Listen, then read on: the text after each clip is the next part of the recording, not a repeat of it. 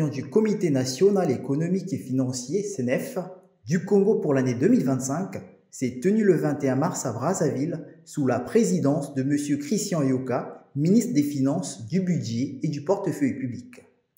Cette séance a vu la participation de deux de ses collègues du gouvernement, M. Bruno Jean-Richard Etoa et Ludovic Ngatié, ministre de l'Économie, du Plan et de l'Intégration régionale, ainsi que M. Yvan Sana Bangui, gouverneur de la BEAC et des autres membres statutaires.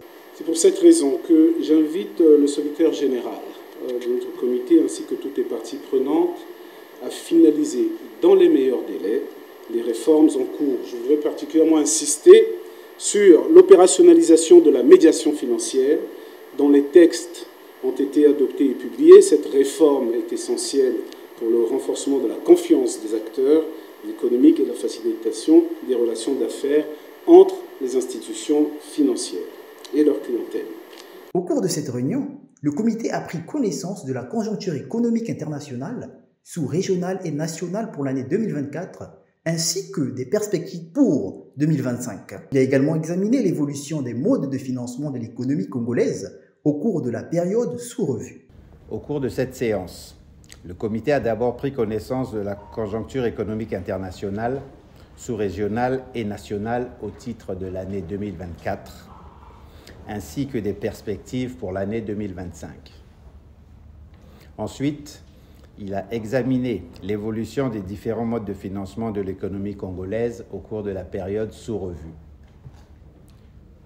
Sur le plan international, le comité a noté que la situation économique mondiale reste principalement marquée par la baisse de la demande et l'assouplissement des politiques monétaires des principales banques centrales.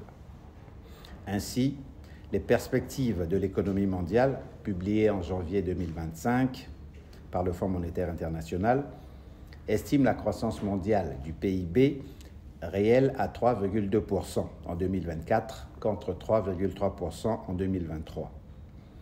Pour l'année 2025, ce taux serait de 3,3%. Sur le plan sous-régional, la BEAC table sur une progression de l'activité économique de 3%, contre 1,9% en 2023, portée par la reprise dans le secteur pétrolier et le dynamisme dans le secteur hors pétrole. Notons que le comité a pris connaissance des décisions prises par les différents organes de la CEMAC, notamment l'entrée en vigueur du règlement CEMAC relatif à l'agrément unique des établissements de décret.